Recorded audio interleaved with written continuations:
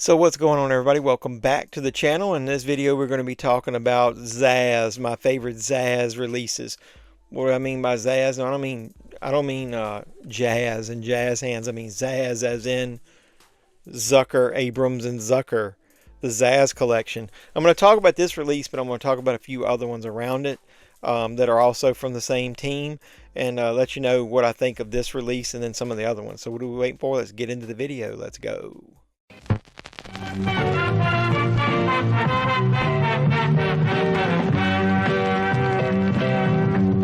Kramer hears about this, the shit's gonna hit the fan.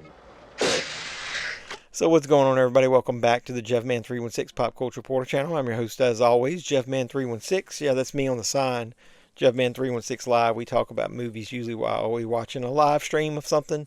Watch along to it, usually Sunday nights, 10 p.m. Eastern. But in this video, we're talking the ZAZ Collection. ZAZ. That stands for Zucker, Abrams, and Zucker. And you probably recognize most of these films in this set. Airplane, Top Secret, and The Naked Gun from the Files of Police Squad.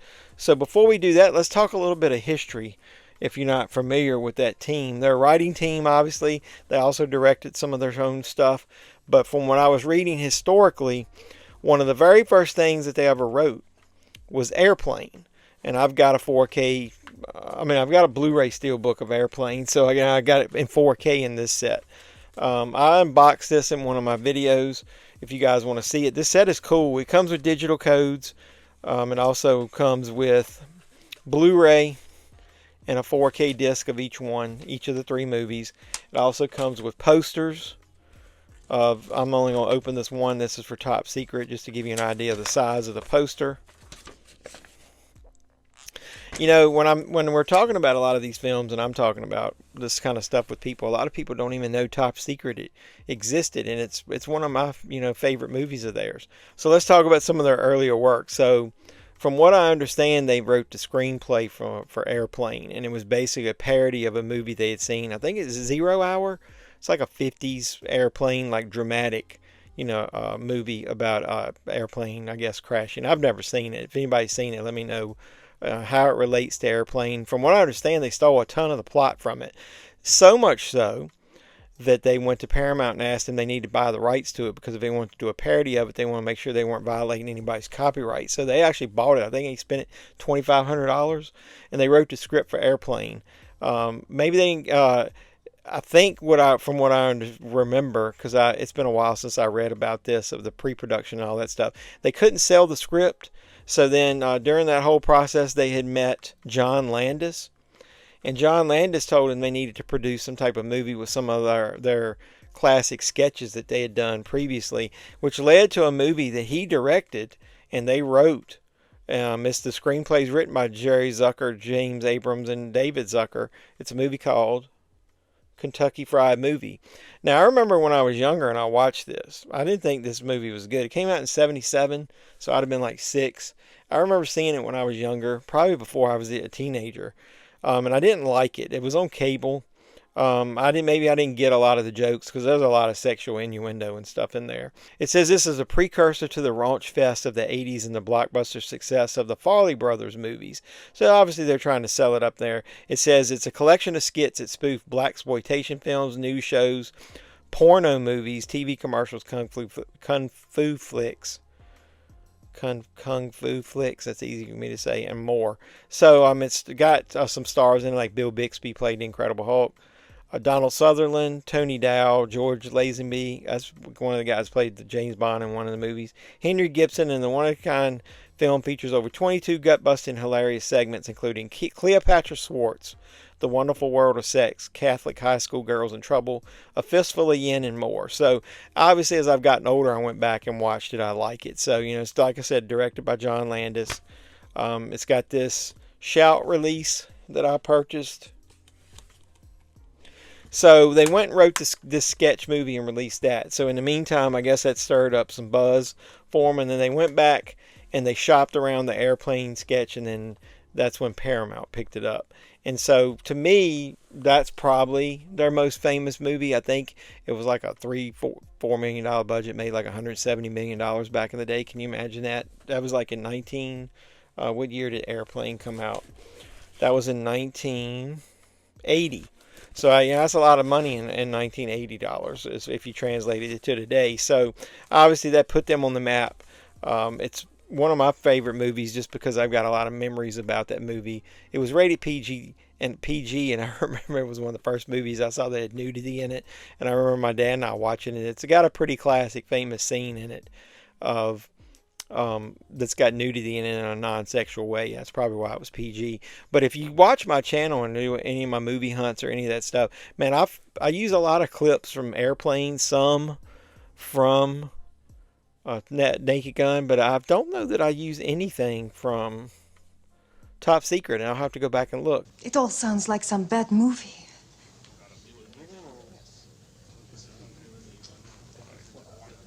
Airplane came out in 1980, and there's obviously a sequel, Airplane 2, the sequel. It's basically the same movie all over again, other than a regular plane. It's a space shuttle.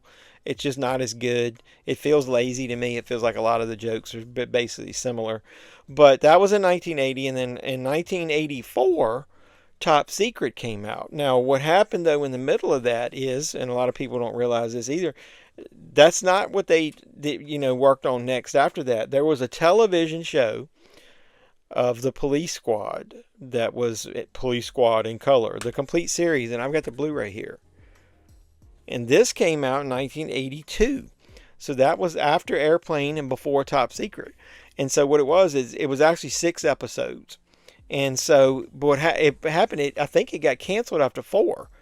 And then they ended up during that same summer, they aired the other 2 final episodes, but it was not received well when it came out. And so I think maybe the world just wasn't 100% ready for that type of humor. Basically, a 100% total parody of police dramas on television and that stuff. Leslie Nielsen with his deadpan characterization. I love Frank Drebin. I don't know how I'm going to react with this new remake that they're doing, because I don't know if you realize they're doing a remake. It's got Liam Neeson as the main character.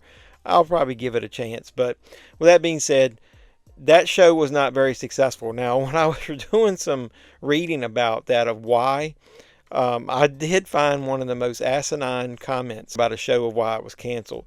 So let me tell you about that. So Police Squad aired on ABC in 1982. It was created by David Zucker, Jim Abrams, and Jerry Zucker, just like Airplane was.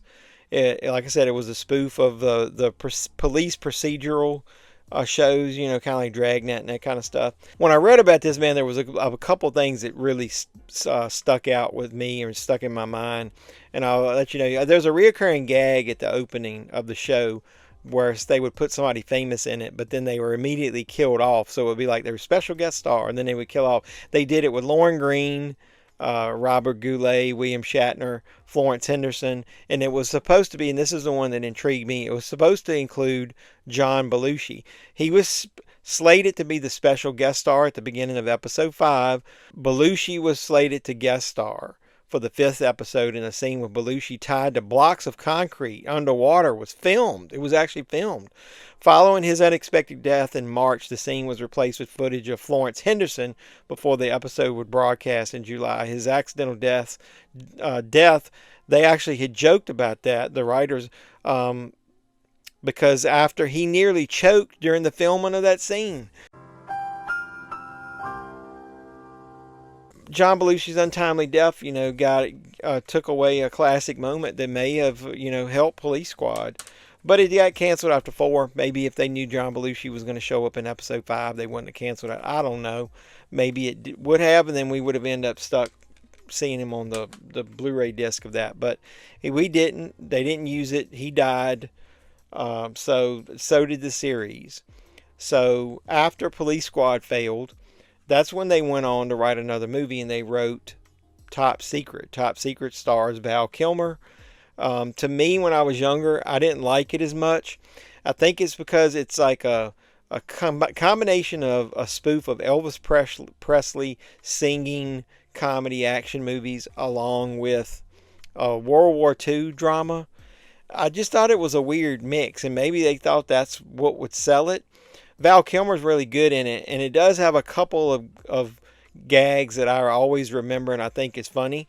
But it's fewer and far between. It's got a little more raunchy humor to it, I think, also, because there's like a love interest in it. So it didn't stick with me as much as Airplane did. And I loved Airplane, and I didn't love that so much. So they got famous. They had all these movies, and then along came, an idea to do a theatrical release of The Naked Gun. And the reason that I wanted to talk about that was there was a very stupid quote that I read back when they canceled the television series, and they were like, well, why did it get canceled?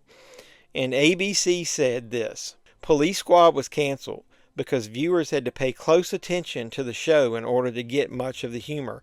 The viewer had to watch it in order to appreciate it. Yeah, that's your president of ABC Entertainment back then. That's some real good logic there. Nielsen also thought that the premise was more effective with the success of the Naked Gun films because the larger screen size, I guess, would, relate better with the visual gags they were doing and you could see them easier. I don't know. I just think that concept is totally stupid.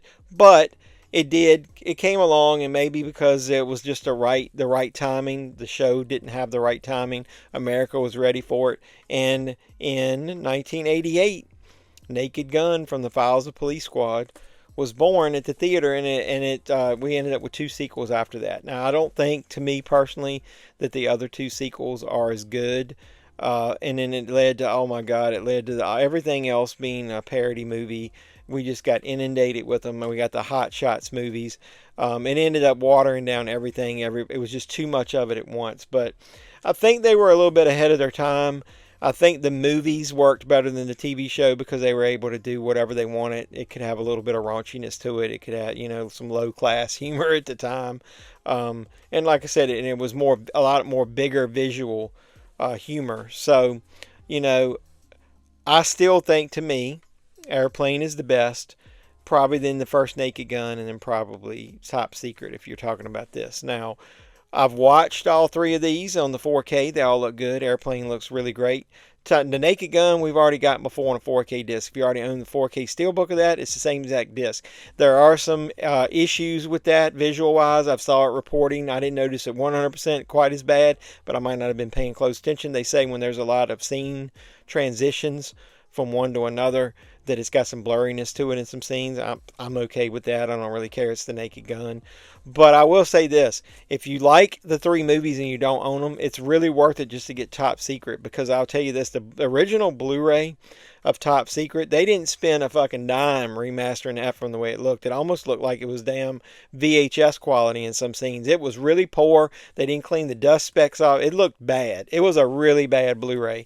I was almost like, I'll just keep my damn DVD, and I think I got it on VHS as well. They did a better job of restoring it. Top Secret, finally, I'm not saying it's going to look like reference quality or anything, but it actually does look good. It's got the 4K on the one disc, and then the Blu-ray's got some special features. You got a group commentary on it, some alternate scenes, and the bookstore backward scene. So if you want to own Top Secret and the best that it's ever looked, you're going to have to get this set here, and I highly recommend it. I avoid the single Blu-ray disc that came out years ago. So that being said, I really do recommend that set. All 3 movies are good. I think the 4K transfers are really good. And like I said, I own other movies from them. The Kentucky Fried Movie. I've got the Naked Gun trilogy on Blu-ray. I've got the original Naked Gun from the Files of Police Squad. Steelbook. Yeah, I know. I double and triple dip. Sue me. Oh, don't come after me. Don't come after me, Double Dip Police. I'm sorry. We've been talking about that on the channel a lot. So let me know your favorite ZAZ comedy. Do you like the original Airplane? Or do you like Naked Gun, Top Secret, or, hey, maybe Kentucky Fried Movie? Maybe you like the TV show Police Squad. Put in the comments down below. Hopefully you enjoyed this video. If you did, while you're down there, hit the thumbs up, like, comment, subscribe, share, do all that normal YouTube stuff. Hopefully you'll keep supporting me, and I'll keep making great content. I love you guys, and until next time, boys and girls, this has been JeffMan316. I'm your pop culture reporter. I'm signing out saying you guys be safe out there. Don't tell me which zone is for stopping and which zone is for loading. Listen, buddy, don't start off with your white zone with shit again.